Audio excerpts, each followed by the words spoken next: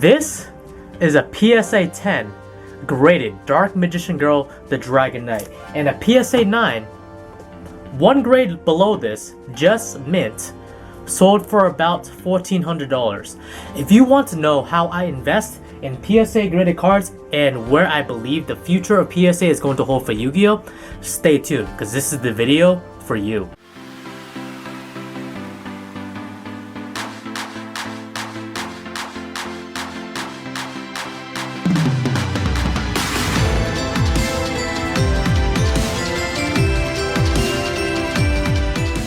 What is up, all you beautiful people? It is I, AkemiTCG, back with a brand new video. Just as a heads up, I am not a financial advisor. However, I do have an operations management bachelor's degree in business, if that even means anything.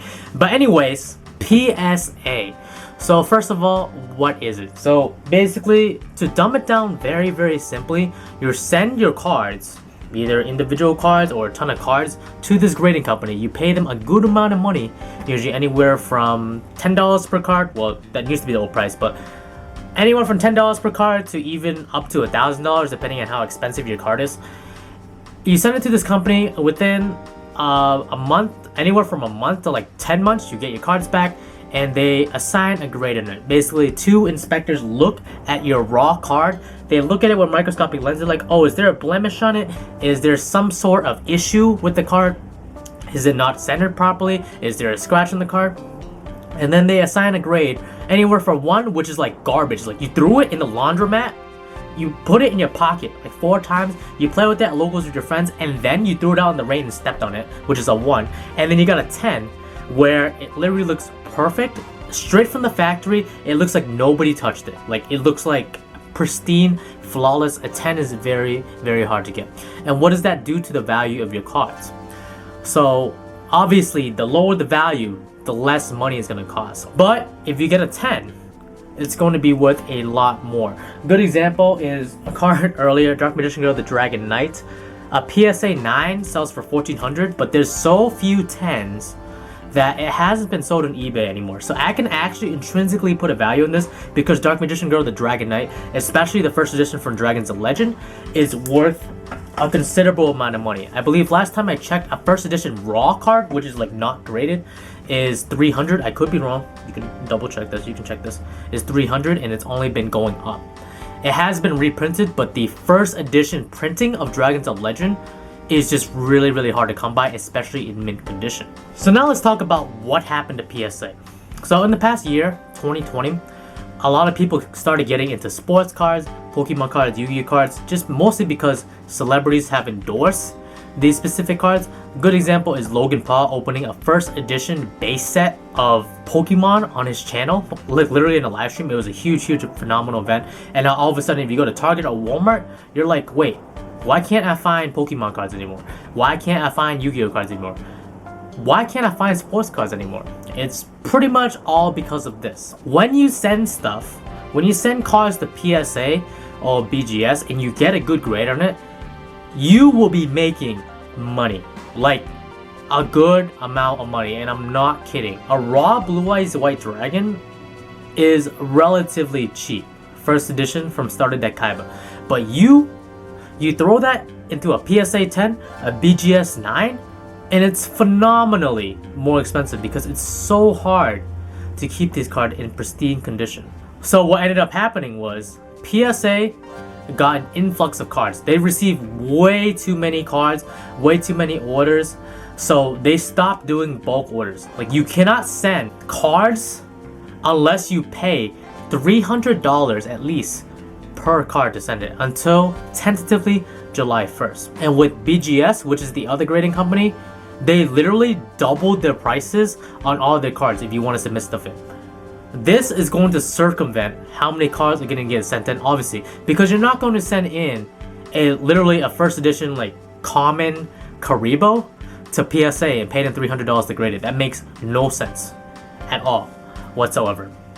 So what does this mean for the future of PSA and BGS?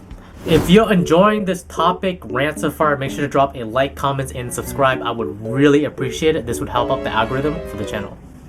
So here's my speculation of what I think is going to happen with PSA and BGS and graded cards in the future. Specifically for Yu-Gi-Oh! I feel like it could be the same with Pokemon and sports, but we'll just have to see. Specifically for Yu-Gi-Oh! Pokemon cards have been booming like crazy. Literally the slope is like, and then everybody's sending their stuff into PSA and BGS. This in turn causes the population of these cards to go up. Let's say, like, a good example, there's 10 PSA 10 first edition Charizards. I'm pretty sure there's a lot more than that, by the way. I'm just taking an arbitrary number, okay? But now, because everybody's submitting, they're like, oh wait, I found my grandma's vault or my grandpa's vault in the basement, and I'm like, wait, I'm gonna send this stuff to BSA. Everybody does that, and now there's 50 first edition PSA 10 Charizards. Because there's more supply, you're starting to fill up the demand.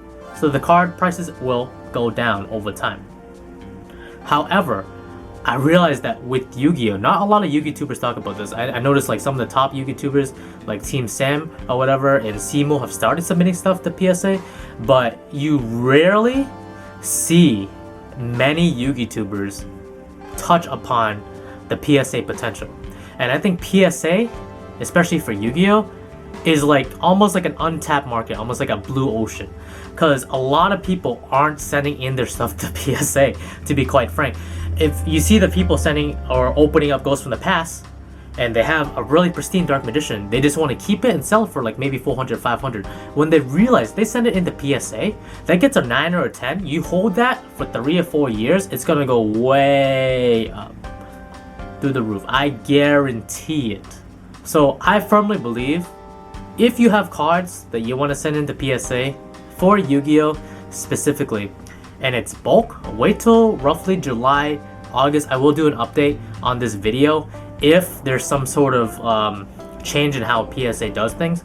And the reason why they're not accepting the bulk submissions is there's way too many cards. They're backed up immensely at PSA and BGS. That's why it takes forever to get your cards back. So if you invest your Yu-Gi-Oh! Cards, your really nice looking Yu-Gi-Oh! Cards into PSA and BGS, you will definitely make your money back and it will be a solid investment. Especially if it's an older set and it's first edition, even unlimited older sets. Like a good example is Invasion of Chaos, Secret Rare, a Chaos Emperor Dragons. You got a PSA 10 of that?